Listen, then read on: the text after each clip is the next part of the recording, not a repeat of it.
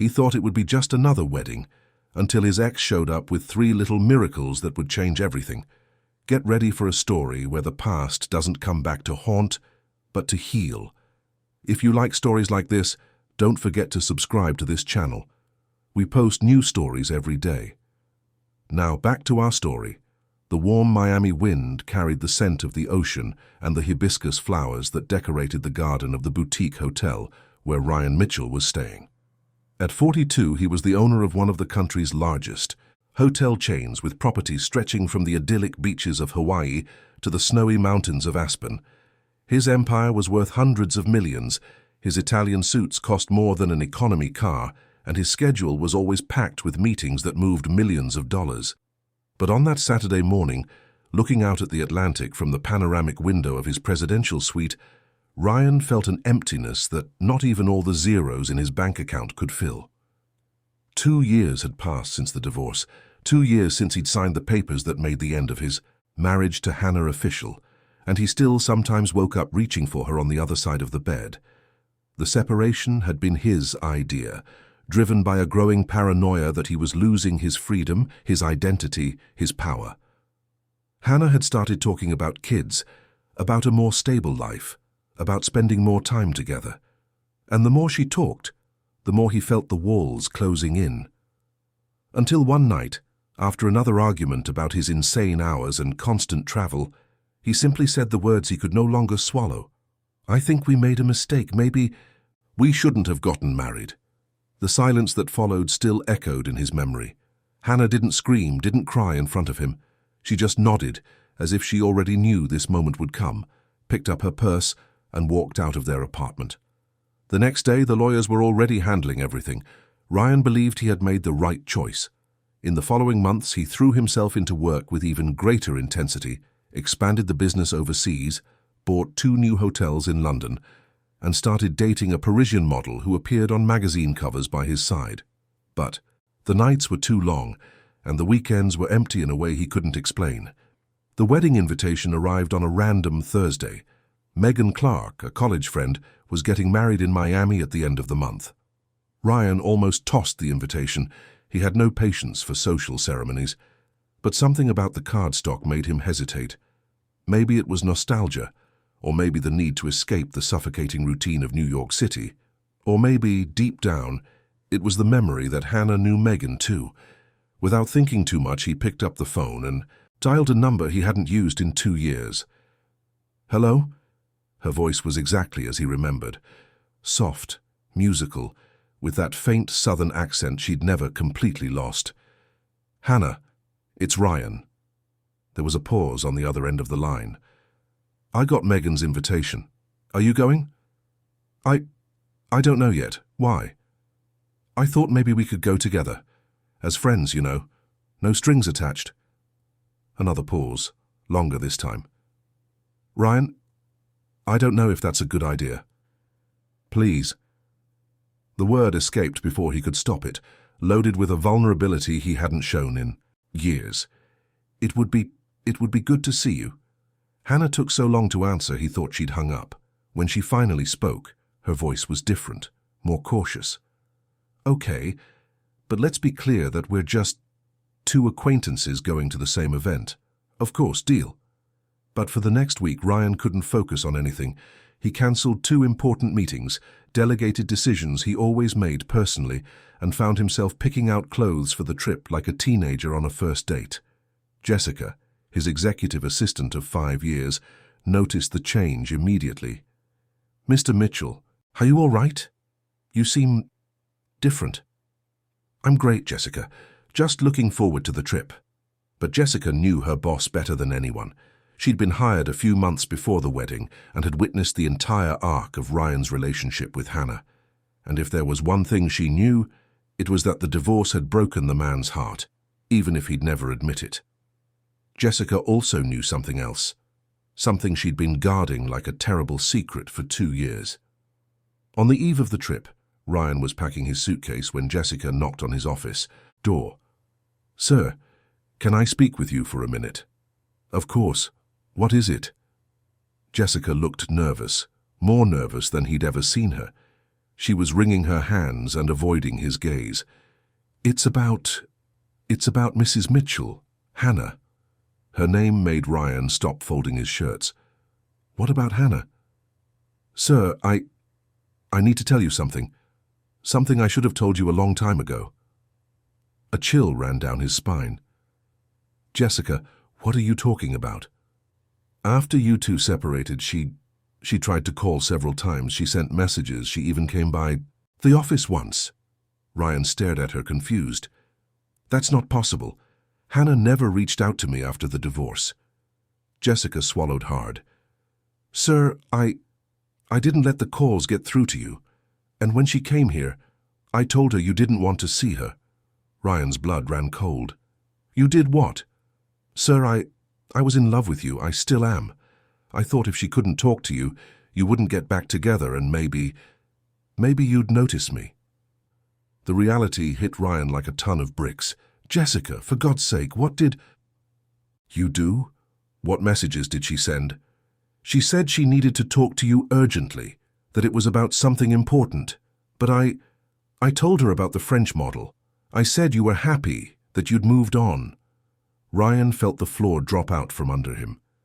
You lied to her. You made things up? Sir, I just wanted to protect you.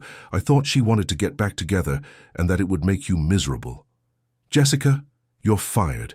I want you to pack your things and get out right now. Sir, please. Now, Jessica. After she left, Ryan was alone in his office, shaking with anger and something it took him a moment to identify. Terror. Terror of what Hannah had tried to tell him.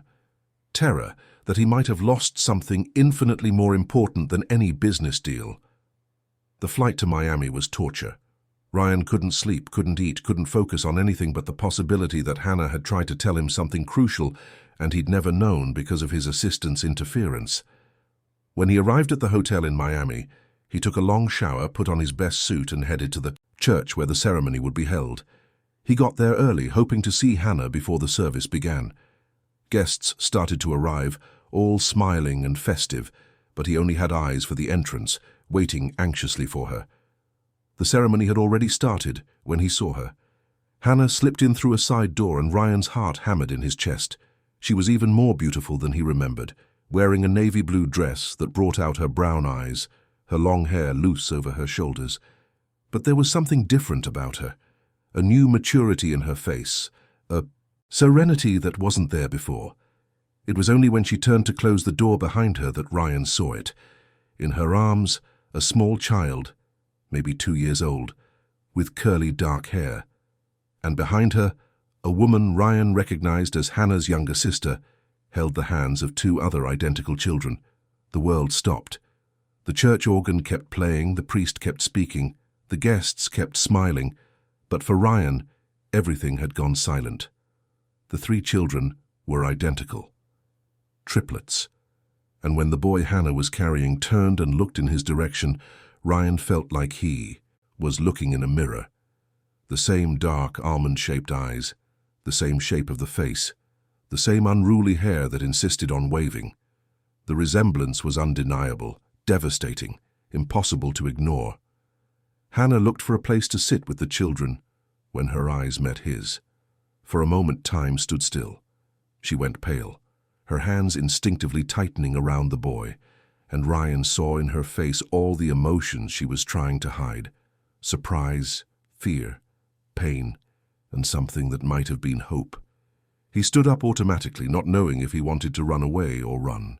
To her. One of the children, a girl, started to whimper, and Hannah murmured something softly to calm her. Her sister helped her find a spot in the back pews, and Ryan couldn't take his eyes off them for the rest of the ceremony. Triplets, 2 years old, the exact age they would be if... His stomach churned as he did the math. If Hannah had gotten pregnant before the divorce and he hadn't known, if she had tried to tell him and Jessica had stopped her. The ceremony passed in a blur. Ryan couldn't focus on a single word the priest said, couldn't rejoice in his friend's happiness, couldn't pretend to be normal. His eyes were glued to Hannah and the children, trying to process what he was seeing, trying to understand how he had missed 2 years of his children's lives, because he was certain now that they were his children. When the ceremony ended and the guests began heading to the reception hall, Ryan waited for everyone to leave before approaching Hannah. She was adjusting one of the boys' outfits when he came up to her. "Hannah." His voice came out hoarse, almost a whisper. She looked up at him, and he saw tears she was fighting to hold back. "Ryan, are they—" He couldn't finish the question. Hannah nodded slowly. "They are. Why didn't you tell me?" The question came out loaded with pain and accusation, but Hannah didn't flinch. Instead, she lifted her chin with a dignity he remembered well. "I tried. Many times. I never got a single call from you." "I know. Your assistant explained that you didn't want to talk to me, that you'd moved on with your French girlfriend." The realization hit Ryan like a punch to the gut. "Hannah, Don't!" She held up a hand to stop him. "Not now, not here." One of the children, the boy she'd been holding during the ceremony, toddled over to Ryan with the innocent curiosity of a 2-year-old. He held his little hands up, asking to be picked up, and Ryan felt the ground disappear beneath his feet. "Can I?" he asked, looking at Hannah. She hesitated for a moment, then nodded. "This is Peter. The girls are Anna and Sophia." Ryan picked the boy up, and the world shifted, the small, warm weight against his chest, the tiny hands exploring his face with fascination, the smell of baby powder mixed with a faint, sweet scent.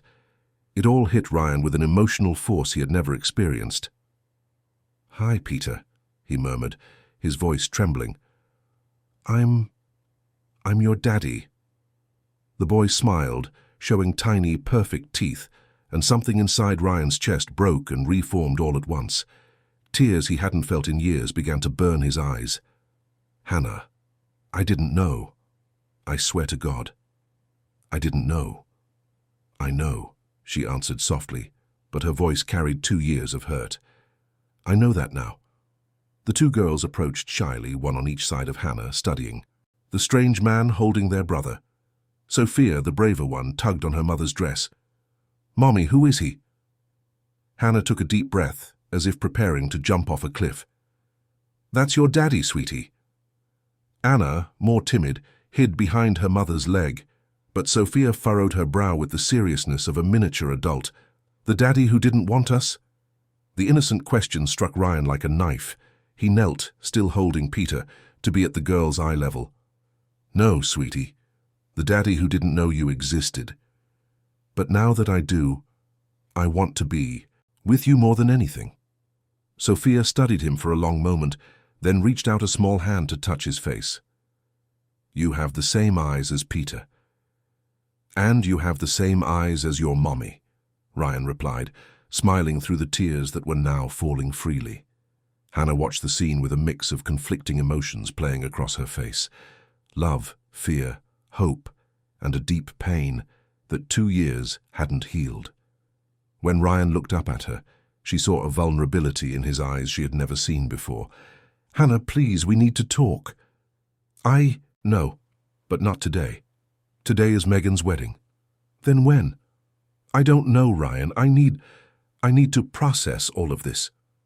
Peter chose that moment to yawn and snuggle against Ryan's neck, and the movement, so natural, so trusting, broke through another layer of the armor the businessman had built around his heart.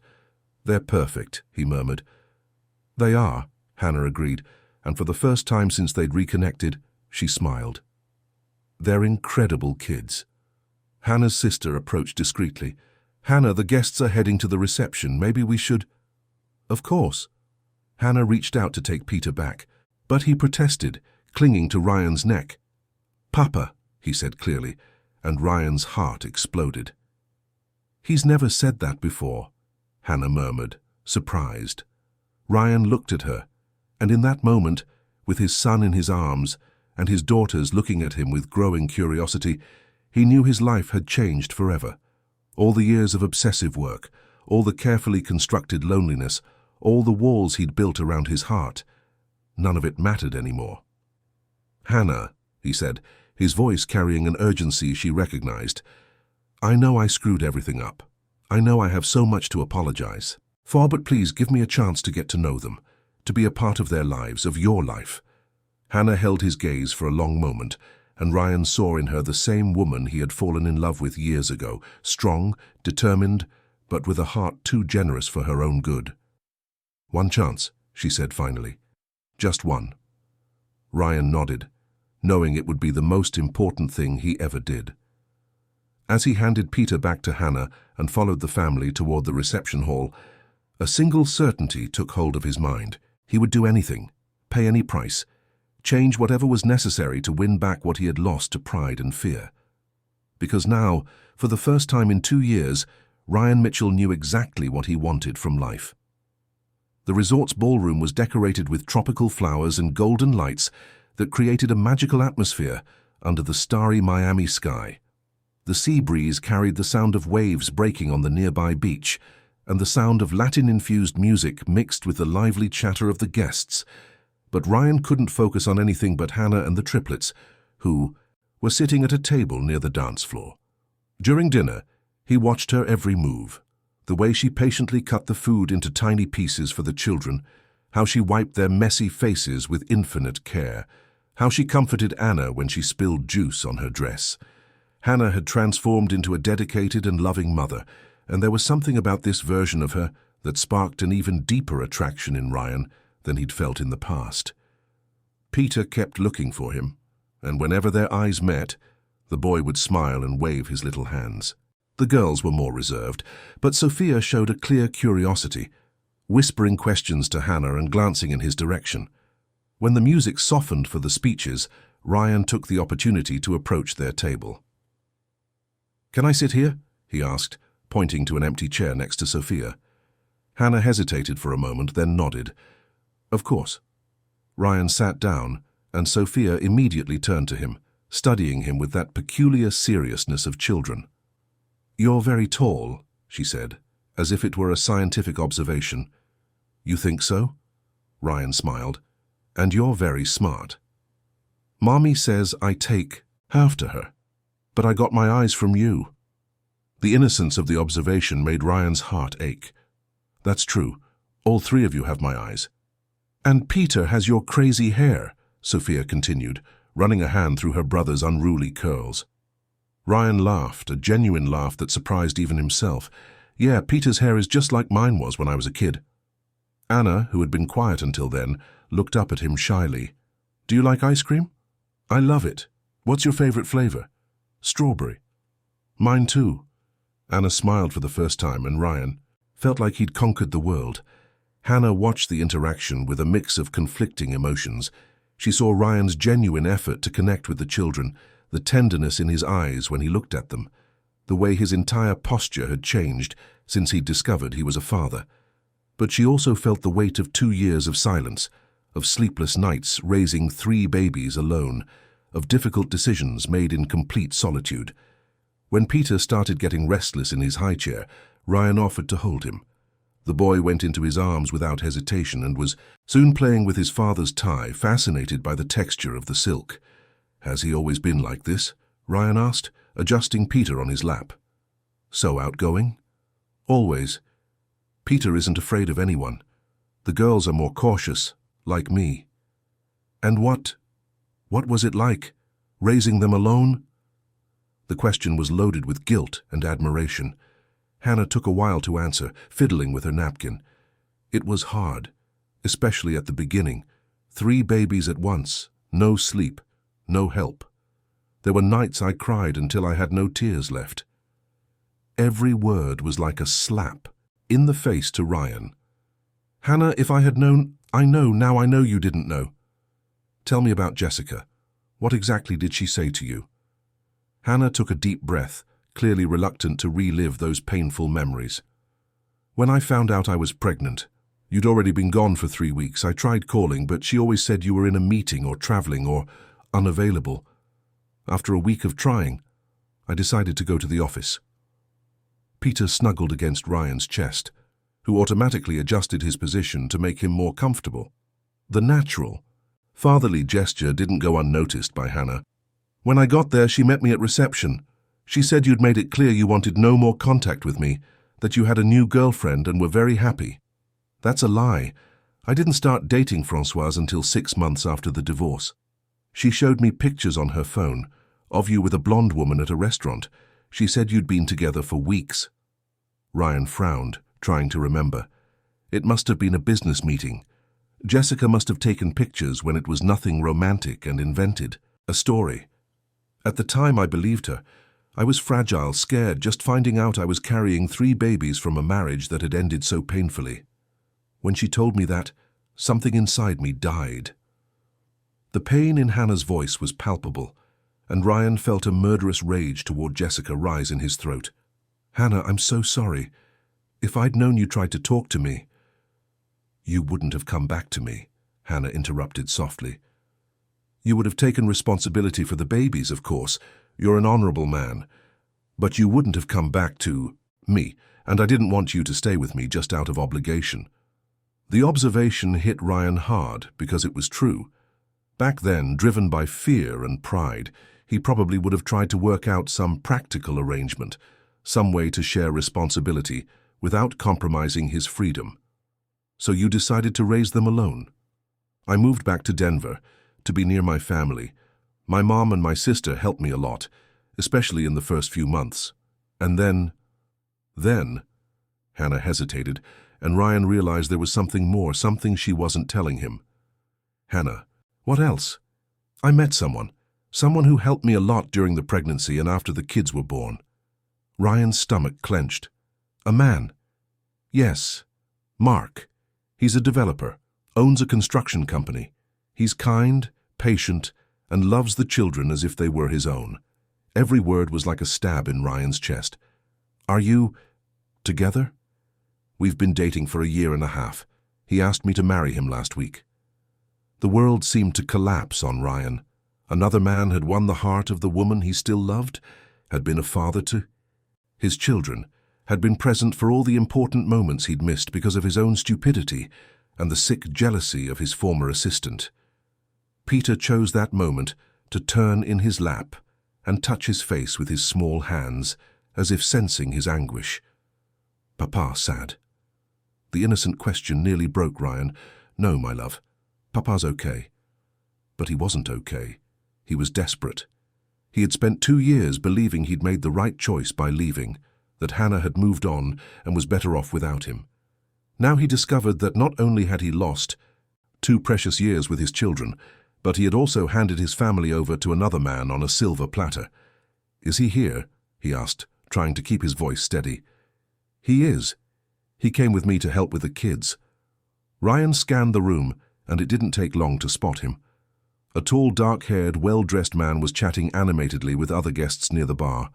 He had an easy smile and a confident posture, and when he glanced toward their table, he waved at Hannah with genuine affection. "That's him," Hannah confirmed, following his gaze. Mark approached the table, and Ryan felt every muscle in his body tense. The man was handsome, with a healthy, successful air about him, and when he greeted the children, he was met with enthusiasm. "Uncle Mark!" Sophia shouted, running to hug him. "Hey, princess, are you behaving?" "I am. Look, this is our daddy." Sophia's innocent introduction created a moment of palpable tension among the 3 adults. Mark extended his hand to Ryan with a cordial expression, but his eyes carried a clear message. "Mark Stevens, Hannah's told me a lot about you." "Ryan Mitchell." The handshake was firm on both sides, a silent measurement of strength. "The kids are spectacular," Mark said, ruffling Peter's hair, who laughed and clung tighter to Ryan. "I'm very proud of them." The possessive way he said it did not go unnoticed by Ryan. This man didn't just see the triplets as his girlfriend's children, he considered them his own. There was genuine love there, and that made the situation even more complicated. "I can imagine," Ryan replied, his voice sounding colder than he intended. "It must have been rewarding to watch them grow up from the beginning." "It was a privilege," Mark answered without missing a beat. "Being there for the first steps, the first words, the sleepless nights when they were sick, those are memories I'll cherish forever." Every word was a blade in Ryan's heart. All those experiences he should have had as a father had been given to another man because of his immaturity and Jessica's sabotage. Hannah sensed the growing tension and stood up. I think we should get the kids back to the hotel. They're tired. I don't want to go, Mommy, Sophia protested. I want to stay with Daddy. The declaration created another awkward moment. Peter also started to pout when he realized they might be separated from Ryan. Papa coming with us? Peter asked in his small, hopeful voice. Ryan looked at Hannah, then at Mark, then back at the children who were looking at him expectantly. I don't know if... Maybe it's best to leave things here for tonight, Mark intervened gently but firmly. The kids need their routine. The intervention sounded like a claim of territory, and Ryan felt anger bubbling in his chest. But looking at Hannah, he saw she was uncomfortable with the situation, and he decided not to make things worse. Of course, he said, reluctantly handing Peter to Hannah, but I'd like to see them tomorrow if that's possible. Hannah hesitated, then nodded. We can have breakfast together at my hotel's restaurant at 9. I'll be there. As Hannah walked away with the children and Mark, Ryan was left alone at the table watching them go. Peter waved at him over his mother's shoulder, and the girls walked beside Mark as if it were the most natural thing in the world. Ryan spent the rest of the party drinking whiskey and watching other couples dance, wondering how he had gotten to this point. 2 years ago, he was the one married to Hannah. Now another man was taking her home along with his children. When he got back to his hotel around midnight, he called his lawyer in New York, even though he knew it was late. Charles, it's Ryan. I need you to tell me what my rights are as a father. Ryan, it's almost 1 in the morning. Are you okay? I just found out I have 3 two-year-old children, and another man wants to marry their mother. There was a pause on the other end of the line. I'm going to need more details. Can you come to my office on Monday? Charles, I can't wait until Monday. I need to know now what I can do to make sure I have access to my kids. Ryan, if you're the biological father and can prove it, you have full rights. But if the mother has been with another man for a long time, 1.5 years, that could complicate things, especially if this man has played a paternal role during that time. Ryan clenched his fists. So what do I do? First thing, a paternity test to formalize the situation. Second, try to reach an amicable agreement with the mother. If that doesn't work, we can file a paternity action and for a parenting time order. And if she marries him? Then the situation gets more complex. You'll still be the biological father, but the stepfather could petition for shared custody if he can prove he's an established parental figure. When he hung up, Ryan went out onto his balcony and stared at the ocean. For the first time in his adult life, he felt completely lost. He had enough money to buy anything, power to influence, major decisions, contacts in every sector of the economy. But none of that mattered in the face of losing the children he had just discovered. The morning couldn't come fast enough. Ryan woke up before 6, took a cold shower, and spent an hour choosing what to wear for breakfast. He wanted to look approachable for the kids, but he also needed to maintain his dignity in front of Mark. He arrived at Hannah's hotel restaurant 15 minutes before 9 and chose a table with a view of the entrance. When he saw them arrive, his heart leaped. Hannah was wearing a simple white dress, her hair in a low bun, and she looked even more beautiful in the golden morning light. The children seemed rested and excited, and Mark walked beside them with the ease of someone who was part of that routine. "Papa!" Peter shouted when he saw him, running toward him with his little arms open. Ryan picked him up, and for the second time in 2 days, he felt that overwhelming love that was still too new to fully comprehend. The girls approached more shyly, but Sophia was soon tugging on his shirt, demanding attention. "I dreamed about you last night," she said seriously. "You were playing with me at the park." "That's great, sweetie. And what were we doing at the park?" "You were pushing me on the swing really high until I could touch the clouds." The innocence of his daughter's dream almost made Ryan cry. "One day I'll take you to a real park and I'll push you on the swing until you touch the clouds." "Promise?" "Promise." Mark watched the interaction with a carefully neutral expression, but Ryan could see the tension in his shoulders. It was obvious the man saw Ryan as a threat to the family he had helped build. During breakfast, Ryan did his best to connect with the children. He discovered that Sophia loved to draw, that Anna liked stories about princesses, and that Peter was fascinated by cars. Every new piece of information about them was etched into his memory like a precious treasure. But what impressed him most was watching Hannah as a mother. She anticipated the children's every need, mediated their squabbles with infinite patience, and loved them with an intensity that shone through in every gesture. It was a version of her he had never known, and it made him fall in love with her all over again. When breakfast was over, Hannah suggested they go to the beach so the kids could play in the sand. Ryan agreed immediately, eager for any chance to spend more time with his children. They were soon walking along the soft Miami sand, with the triplets running ahead, fascinated by the waves.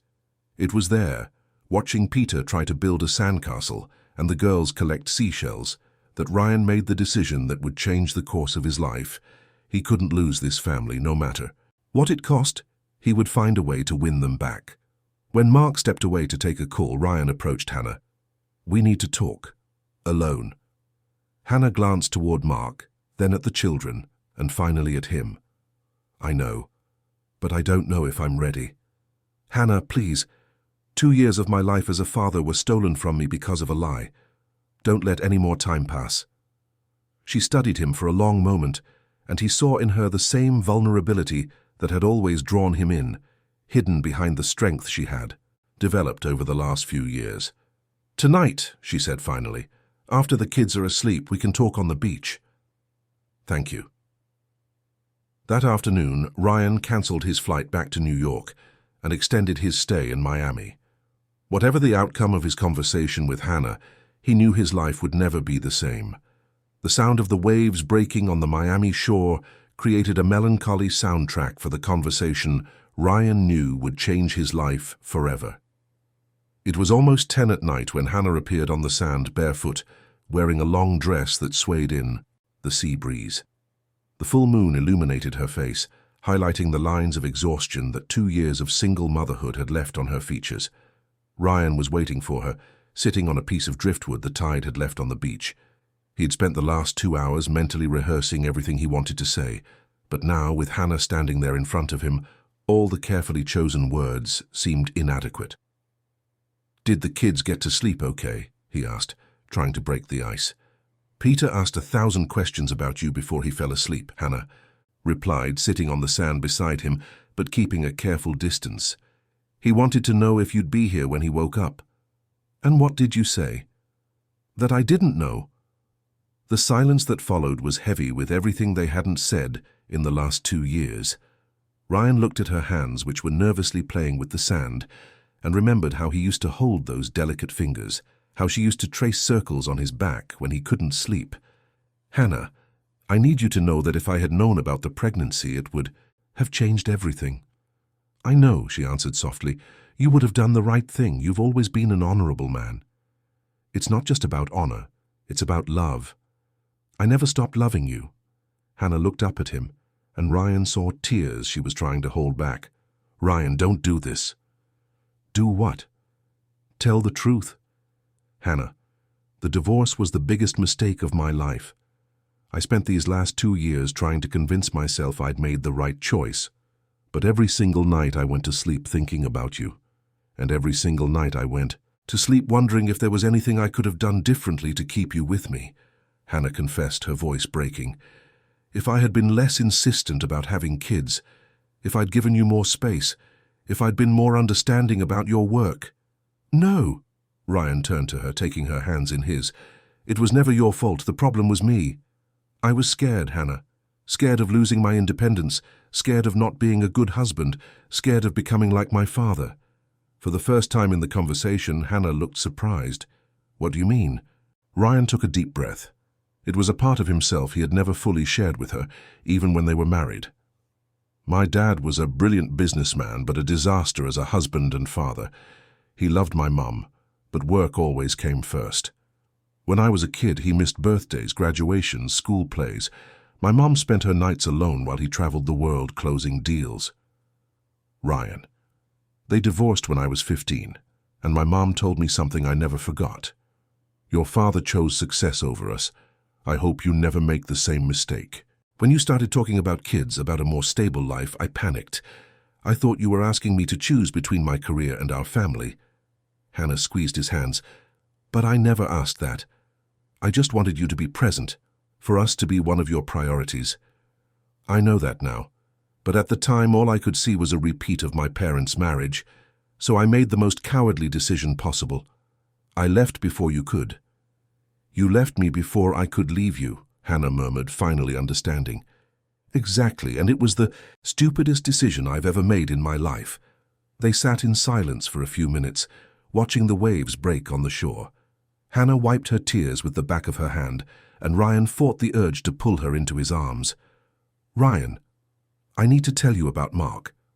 The other man's name hit Ryan like a punch to the gut, but he forced himself to stay calm. Tell me. I met him when I was 6 months pregnant. He was the developer in charge of the new building for the architecture firm where I was. Working. He saw I was pregnant, alone, clearly struggling, and he offered to help. Every word was painful to hear, but Ryan knew he needed the whole truth. At first it was just kindness. He'd give me a ride home when it was raining, ask if I needed anything, that sort of thing. When the babies were born and I moved to Denver, we lost touch. But you reconnected. A year later, I was at a park with the kids, trying to handle all 3 of them by myself, when he showed up. He was in Denver on business and recognized me. The triplets were having a meltdown. I was at my breaking point and he saved me that day. Ryan could picture the scene perfectly. An exhausted Hannah, 3 crying children, and Mark appearing like a knight in shining armor. He started visiting us regularly.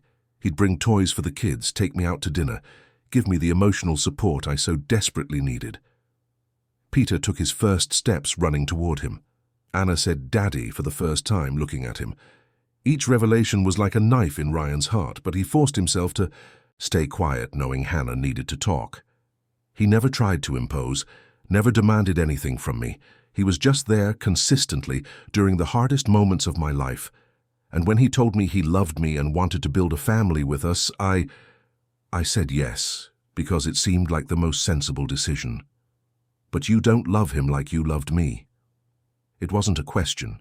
It was a statement, and Hannah took a long time to answer. No, she whispered finally. I love him, but in a different way. Mark is safety, stability, predictability.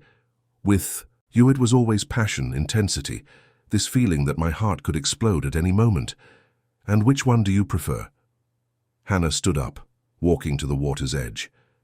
For these past 2 years, I convinced myself I preferred safety. That passion was for young people, that what mattered was finding someone who would be a good father to my children and a loyal partner for me. And now?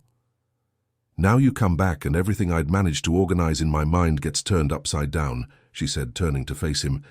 In 2 days you've stirred up more in me than Mark has in a year and a half. Ryan approached her slowly, as if approaching a wild animal that might bolt at any moment. Hannah, I've changed. The man who divorced you 2 years ago doesn't exist anymore. Discovering I have 3 children, seeing you as a mother, realizing everything I lost because of my own cowardice, it's completely transformed me. How can I be sure that's true? How do I know you won't freak out again when things get tough? It was a fair question, and Ryan knew that mere words wouldn't be enough to answer. Because this time I know what I'm losing. The first time I ran away from the unknown. Now I know exactly what it means to live without you and the kids, and it's a hell I never want to repeat. Hannah studied him for a long moment, searching his eyes for sincerity.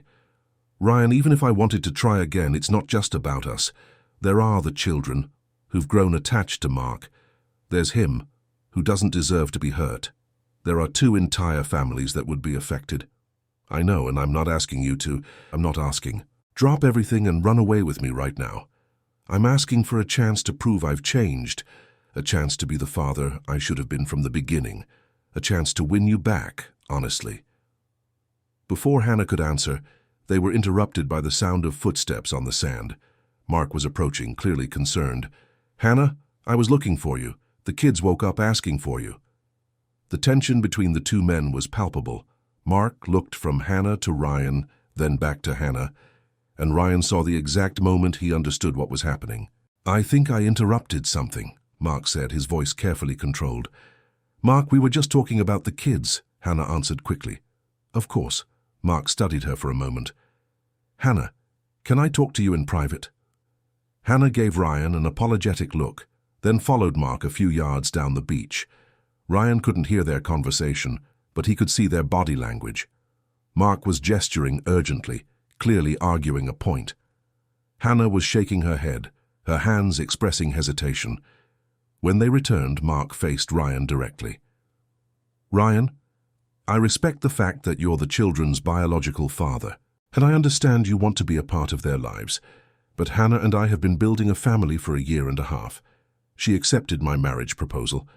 I'm asking you to respect that. With all due respect, Mark, Hannah accepted your proposal when she believed I didn't want to be part of her life or the children's. Now that she knows the truth about what happened, she has the right to rethink that decision. The truth? Mark looked at Hannah. What truth? Hannah took a deep breath. Mark, Ryan never knew I was pregnant. His assistant blocked my messages from getting to him. Mark went pale. What do you mean? The woman was in love with him and sabotaged our communication. Ryan only found out about it yesterday. Hannah, does that change anything? Even if he didn't know then, the fact is that for the last 2 years he wasn't here. I was. I was the one who woke up in the middle of the night when Peter had a fever. I was the one who took Sophia to the ER when she broke her arm. I was the one who comforted Anna when she had nightmares. Every word from Mark was a blade in Ryan's heart because they were true. This man had been a father to his children when he didn't even know they existed. You're right, Ryan said finally. You were there when I should have been, and I'm grateful for that. But I'm here now and I want to be a part of their lives. And Hannah? Do you want her back too? The direct question caught everyone off guard. Hannah's eyes widened, and Ryan felt this was the moment of truth. Yes, he answered without hesitation. I love Hannah, I always have. And if she gives me a chance, I'll spend the rest of my life proving I deserve her forgiveness. Mark turned to Hannah, who was visibly shaken. Hannah, I need you to be honest with me. Do you still love him? Hannah closed her eyes, and when she opened them, they were filled with tears. Mark, please, just tell me the truth. Yes, she whispered. I still love him. The silence that followed was deafening. Mark ran a hand over his face, took a deep breath, and nodded slowly. Then I guess we know where we stand, he said finally. Hannah, you need to make a decision, but not today. You're emotionally overwhelmed. This has all been too sudden. Give yourself some time to think clearly. Mark, No. He held up a hand to stop her. I love you too much to accept you staying with me out of obligation or gratitude.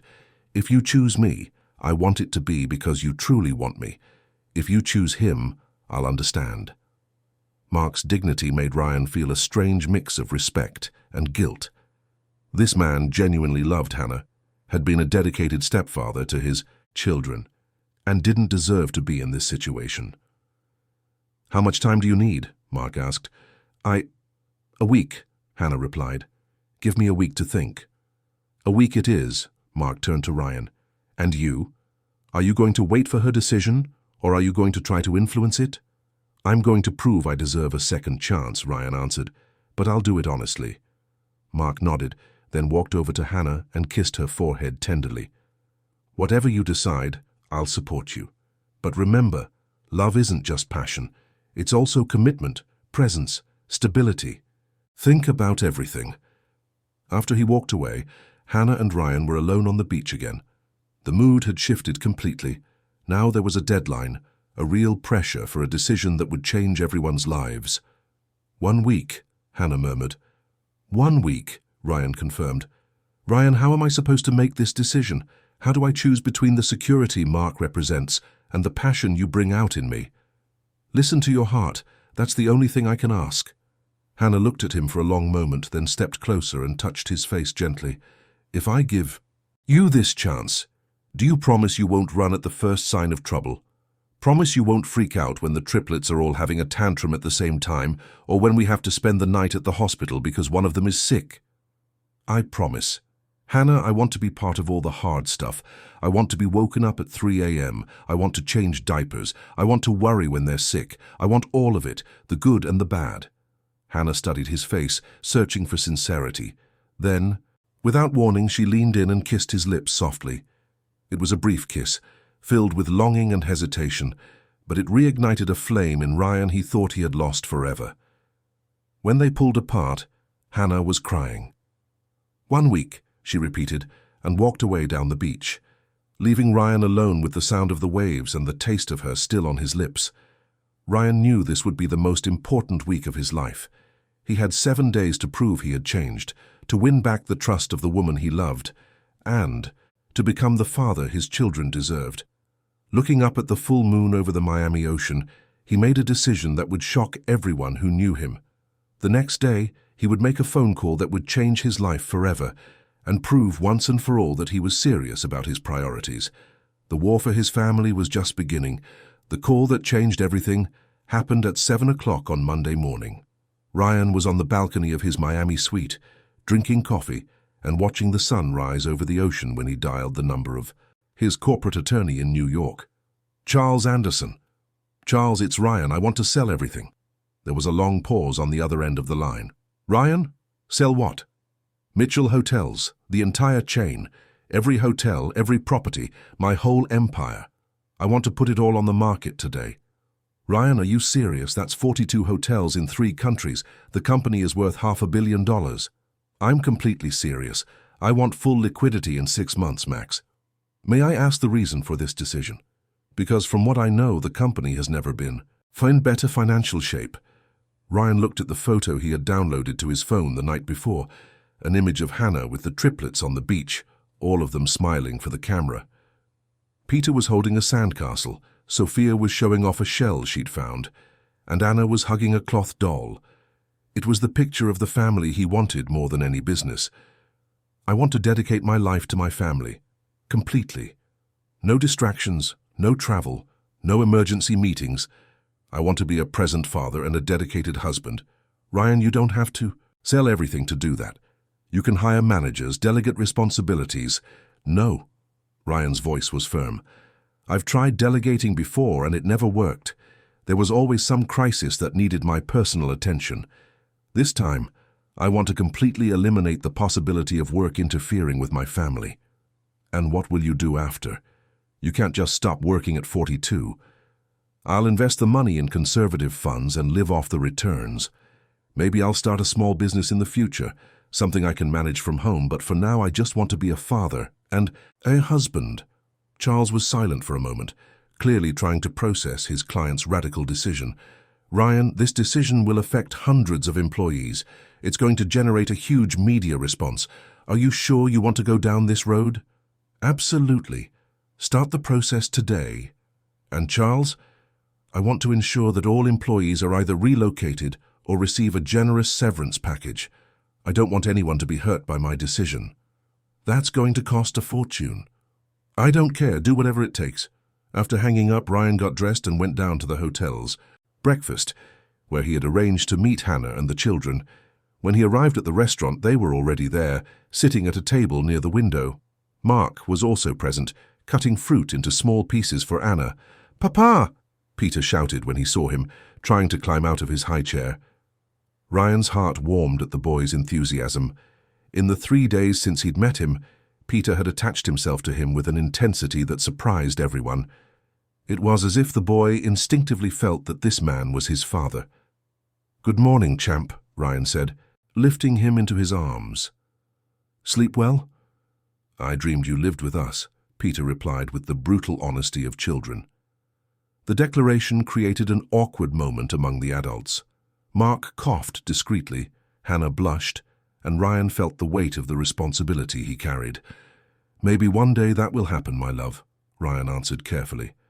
During breakfast, Ryan observed the family dynamic that Hannah and Mark had built.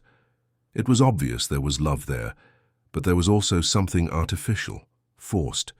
The children obeyed Mark and treated him with affection, but there wasn't that natural spontaneity that exists between biological parents and children. With Ryan, on the other hand, the connection was immediate and visceral, Sophia had started calling him real daddy to differentiate him from Mark. Anna, more timid, held his hand throughout breakfast, and Peter simply refused to leave his lap. "Ryan," Mark said during a lull in the conversation, "Hannah told me you own a hotel chain. It must be a lot of work managing a business of that size." It was clearly a subtle jab, a way of reminding everyone that Ryan had professional commitments that could interfere with his presence as a father. "Actually, I just made a decision about that," Ryan replied calmly. "This morning I put the entire company up for sale." Hannah nearly choked on her juice. "You did what?" "I'm selling everything. 42 hotels, the entire infrastructure, the whole empire it took me 20 years to build." "Why?" Hannah asked, visibly shocked. "Because I want to dedicate my entire life to the things that really matter, to my children, to the woman I love." Mark stared at him with an unreadable expression. "That's very radical." "It's necessary. I spent the last 20 years putting work first. I lost my marriage because of it. I lost 2 years of my children's lives. I'm not going to make the same mistake twice." Hannah was clearly shaken by the news. "Ryan, you didn't have to do that. It's too big of a sacrifice." "It's not a sacrifice when you're gaining something infinitely more valuable in return." The children, oblivious to the adult tension, continued eating and chatting among themselves. Peter played with Ryan's tie, Sophia drew on a napkin, and Anna built towers with pieces of bread. After breakfast, Hannah suggested they take the children to the Miami Aquarium. Ryan agreed immediately, eager for any opportunity to spend more time with his kids. The aquarium was a revelation. Ryan discovered that Sophia was fascinated by sharks, that Anna adored seahorses, and that Peter was mesmerized by the jellyfish. He spent the entire morning crouched down at the children's level, explaining things about the fish, making up stories about the sea creatures, and answering the 1,000 questions they asked. Hannah watched it all with a mix of emotions. She saw Ryan's genuine effort to connect with the children, the infinite patience he showed them, the way his eyes lit up when they laughed at his jokes. She also noticed how Mark was becoming quieter and more withdrawn as the day went on. Late that afternoon, when they returned to the hotel, Mark asked to speak with Hannah in private. Ryan stayed by the pool with the children, teaching Peter to float while the girls played in the shallow end. "Hannah," Mark said when they were alone in the lobby, "I need to be honest with you. I can't pretend everything is okay anymore. Mark, let me finish. For the last 3 days I've seen you look at him in a way you've never looked at me. I've seen the children connect with him in a way that took months to happen with me, and today, when he said he sold his entire empire, I saw in your eyes that you were impressed by the gesture." Hannah couldn't deny anything he was saying. "I love you, Hannah. I love you and the kids more than anything in the world, but I can't compete with their biological father or with the great love of your life. Mark, you're a wonderful man. You were there when I needed you most. But I'm not, but Ryan, and I never will be." Hannah started to cry. "I don't want to hurt you." "Then don't. Be honest with me, and with yourself. If you had to choose right now, this very moment, who would you be with?" Hannah closed her eyes, knowing the answer had been written on her heart from the moment she saw Ryan holding Peter for the first time. "With him," she whispered. Mark nodded, as if he already knew what the answer would be. Then it settled. "Mark, I'm so sorry. You don't deserve this." "No, I don't. But I also don't deserve to be with someone who loves another man." He touched her face gently. "Hannah, you and the kids were the best thing that happened to me these last few years. Helping to raise them was a privilege I'll always cherish. But now it's time for me to let you be a complete family. Are you just going to disappear from our lives? For a while, yes. It'll be too hard to see you together. But in the future, if the kids want to visit me, my door will always be open." That night, after Mark had left for Denver, Hannah put the children to bed and went to find Ryan. She found him on his balcony, looking out at the sea under the starlight. "Mark left," she said without preamble.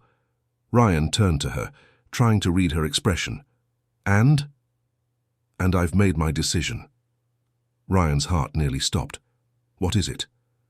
Hannah approached him slowly, just as she had on the beach 3 nights before. I choose you. I choose our family. I choose to try again. The relief Ryan felt was so intense, his legs almost gave out. Hannah, are you sure? I am, but on a few conditions. Anything. First, no more lies. If you're feeling overwhelmed, if you're scared, if you have regrets, you tell me. You don't run, you don't disappear, you don't make unilateral decisions. Deal. Second, the kids always come first. Before me, before you, before anything. Obviously. Third, we start slow. We're not going to pretend the last 2 years didn't happen. We're going to rebuild our relationship from scratch. Hannah, I accept any condition. I just want to be with you all. She studied him for a long moment, then nodded. Then let's try. Ryan pulled her into his arms and, for the first time in 2 years, he felt like he was home. The kiss that followed was different from the one on the beach, still full of emotion, but now also filled with hope and the promise of a future. When they pulled apart, Hannah rested her forehead against his. Ryan, did you really sell your entire empire? I did, and I don't regret it for a second. But what if it doesn't work out between us? You'll have thrown your professional life away for nothing. Ryan smiled, touching her face tenderly. Hannah, I spent 20 years building an empire, worth $500 million. But today, holding my son in my arms and seeing my daughter smile at me, I discovered that all of that wasn't worth a single penny compared to what really matters. And what if you miss it? What if you get bored? Then I'll find a new purpose. Maybe I'll open a small inn on the beach where we can raise our kids. Maybe I'll write a book. Maybe I'll just dedicate myself to being the best father and husband in the world. The important thing is, whatever I do, it will be with you. Hannah smiled, and in that smile Ryan saw the future he had always wanted, but never had the courage to pursue. Then let's go home, she said. To Denver? To wherever our family is. That's our home now. That night, Hannah slept in Ryan's arms for the first time in 2 years, and he lay awake for hours, just listening to her breathe and mentally planning the life they would build together. On the other side of the wall, the triplets slept soundly, unaware that their lives were about to change completely. Finally, they would have what every child deserves. A complete family, a present father and parents who loved each other enough to fight for it. The last thing Ryan thought before he fell asleep was that it had been worth waiting 42 years to discover what it truly meant to be happy. 6 months later, Ryan's life had changed in a way he never could have imagined. The New York City penthouse where he had lived as a successful bachelor had been sold along with the hotel empire. In its place was a cozy house in Boulder, Colorado, with a large yard where the triplets could play freely, and a view of the mountains that changed color with the passing hours. The morning routine was an organized chaos that Ryan had learned to adore. At 6:30, Peter would invariably wake up and run into his parents' room, jumping on the bed and shouting, "Good morning, Papa," with contagious joy. Soon Sophia and Anna would join him, and the 5 of them would end up piled on the king-size bed, laughing and talking about their dreams from the night before. Hannah watched these mornings with a smile Ryan never tired of seeing. In the first few months she had been tense whenever he showed any sign of impatience or fatigue, expecting him to explode or run away as he had in the past. But as the weeks went by and he remained there, constant and dedicated, she relaxed and allowed the old intimacy between them to resurface naturally. "Papa, is today park day?" Sophia asked that Thursday morning, adjusting the glasses she'd worn since she was little. "Today is school day, Princess, but on Saturday we can go to that new park that opened nearby." "The one with the zip line," Peter perked up. "That's the one, but only if you all behave at school all week." Anna, always the most strategic of the 3, immediately began to negotiate. "What if Sophia throws a tantrum at lunch? Do we lose the park because of her?" "Everyone is responsible for their own behavior, sweetie. Sophia's actions don't affect you."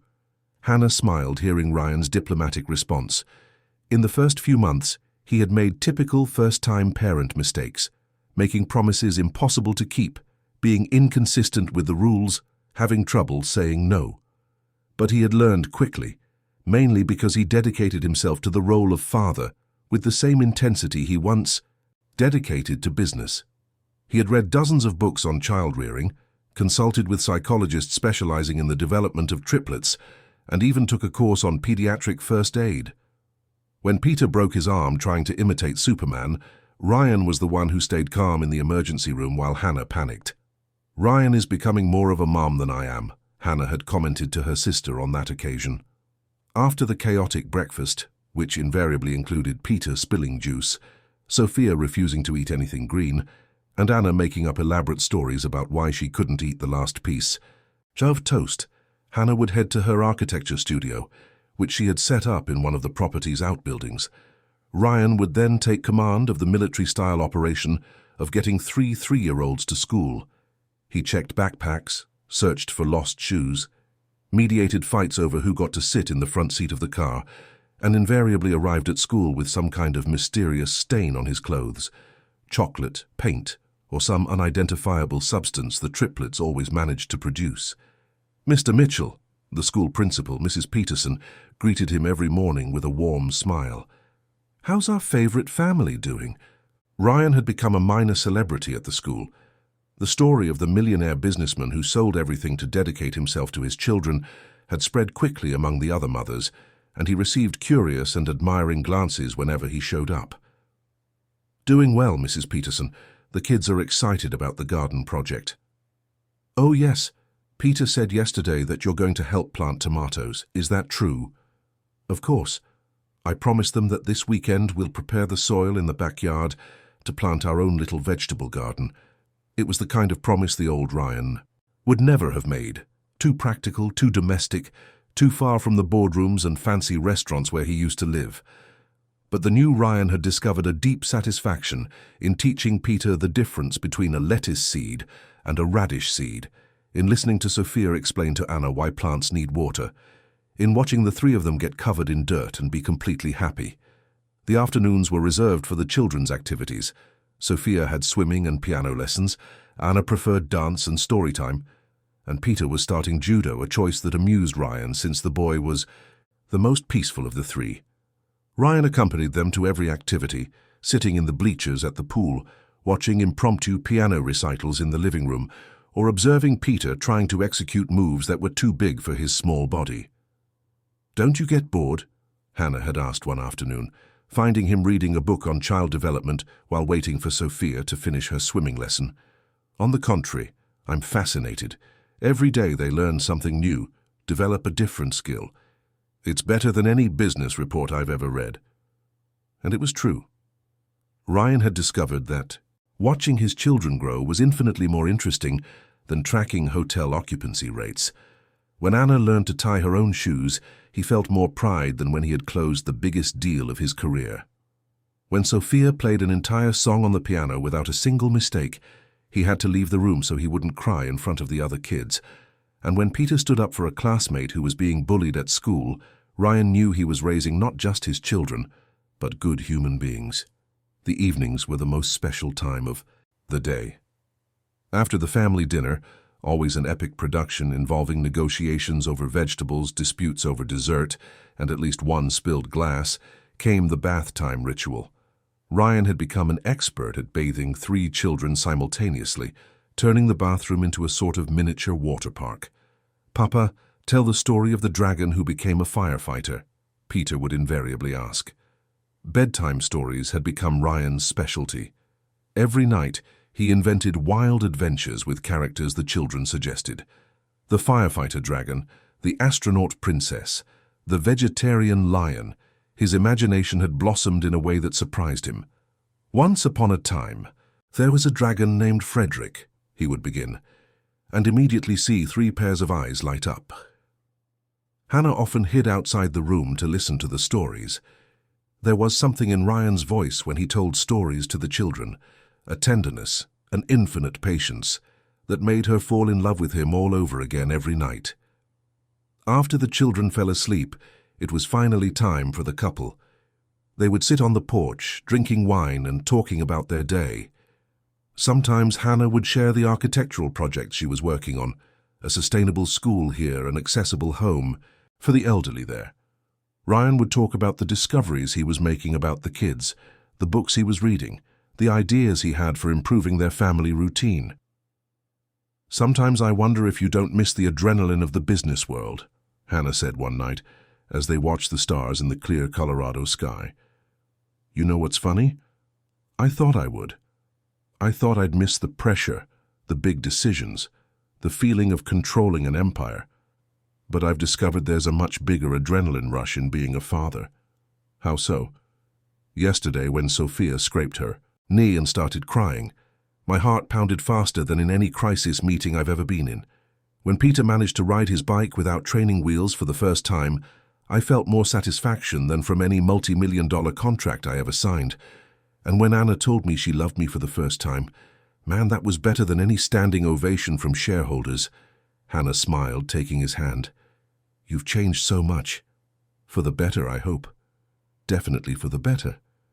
It was on one of those nights after a particularly chaotic day when Peter had put the class hamster in one of the backyard plants so it could experience nature. Sophia had decided to cut her own hair with school scissors, and Anna had announced she wanted to be a dragon doctor when she grew up, that Hannah made the announcement that would change everything again. They were in the kitchen, cleaning up the aftermath of dinner, an epic battle involving spaghetti, tomato sauce, and 3 children determined to eat with their hands. Ryan, Hannah said, wiping her hands on her apron, I need to tell you something. If it's about the hamster, I already apologized to the, teacher. Frederick is back in his cage, safe and sound. It's not about the hamster. Hannah took a deep breath. It's about us. Ryan stopped loading the dishwasher and turned to her, immediately alert. There were still moments when he panicked, thinking Hannah had changed her mind about them. What kind of about us? Hannah approached him slowly, with that mysterious smile he had learned to recognize. Remember when we talked about having more kids? I remember. You said 3 was enough, that you didn't have the energy for more babies, that Ryan trailed off when he saw the look on her face. Hannah, I took the test this morning 3 times just to be sure. Hannah, I'm pregnant, Ryan. The world stopped. Ryan stood frozen for a moment, processing the information. Then, an avalanche of emotions washed over him. Joy, terror, excitement, worry, love, disbelief. Pregnant, he repeated, as if testing the word. 2 months. It must have happened that night in Miami when we made up. Ryan smiled, the realization hitting him like a wave. We're having another baby. We are. How are you feeling? Ryan swept her up into his arms, spinning her around as she laughed. How am I feeling? Hannah, I'm ecstatic. This time I'm going to be there from day 1. I'll go to the doctor's appointments. I'll build the crib. I'll stay up all night when you have morning sickness. Ryan, calm down. We haven't even told the kids yet. The kids, oh my God, how are they going to react? I think we're about to find out, Hannah laughed, pointing to the kitchen doorway, where 3 pairs of curious eyes were watching them. Why are you guys yelling? Sophia asked, always direct. Are you fighting? Anna worried. Is Papa crying? Peter observed, and only then did Ryan realize that tears of joy were streaming down his face. Hannah and Ryan looked at each other, and without a word, they both knelt down to the children's level. Come here, Ryan said, opening his arms. Mommy and Daddy have some very special news to tell you. The 3 of them settled between them, Sophia on Hannah's lap, Peter on Ryan's, and Anna sharing the space between them. Do you remember when Aunt Carmen had baby Laura? Hannah began. I remember. She was tiny and smelled nice, Sophia said. And she cried a lot, Peter added, ever the pragmatist. Well, you're going to have a little sister or a little brother too. There was a moment of silence as the information was processed by 3 3-year-old brains. In our tummy? Anna asked, confused. In Mommy's tummy, Ryan clarified. There's a baby growing in there. Sophia immediately placed her hand on Hannah's belly. Hi, baby. I'm Sophia, your big sister. Peter, always competitive, put his hand there too. I'm Peter. I'm going to teach you how to play catch. Anna, more cautious, asked the question that was on everyone's mind. Will the baby love us? So much. Hannah answered, kissing her daughter's forehead. And you're going to love the baby too. You're going to be the best big brothers and sister in the world. "And I'll be here for everything," Ryan added, "to help you, to help Mommy, to take care of the baby. We're going to be an even bigger and closer family." The children exploded with excitement, making 1,000 plans for their future sibling. Sophia wanted to teach the baby to play the piano. Peter wanted to share his toys, some of them at least, and Anna was already planning the stories she would tell. Later that night, after putting 3 extremely excited children to bed, Ryan and Hannah lay together, their hands intertwined over her belly. "Ryan, are you sure you're ready for this? 4 kids?" "Hannah, I spent 40 years of my life not knowing what it meant to be truly happy. Now that I know, I want to enjoy every second, every sleepless night, every tantrum, every discovery, every hard moment, and every joy." "What if it's triplets again?" Ryan laughed. "Then we'll have to buy a van and become a family of 7. Just imagine. You're crazy. I'm in love. With you. With our children, with this life we've built. I've never felt richer in my life than I do right now." Hannah snuggled against him, listening to the sound of the children's breathing in the next room, feeling the warmth of the man she had chosen to forgive and love again, knowing that in a few months there would be one more life to love and protect. "I love you," she whispered. "I love you too. I love you. I love our kids. I love our life. I love the early mornings, the messy dinners, the made-up stories, the scraped knees, the drawings taped to the fridge, and all the little bits of chaos that make life worth living." Outside, boulders slept under a starry sky. Inside the house, a family slept in peace, knowing that tomorrow would bring new challenges, new joys, and more love than any of them had ever dreamed possible. Ryan Mitchell, the former hotel magnate who had traded an empire for a family, fell asleep that night knowing he had finally found what he had always been searching for without realizing it. It wasn't success or power or material wealth, it was this: a house full of laughter, a woman who loved him despite his flaws, children who ran into his arms every morning, and the absolute certainty that he was exactly where he was supposed to be. And for the first time in his life, Ryan didn't want to be anywhere else in the world.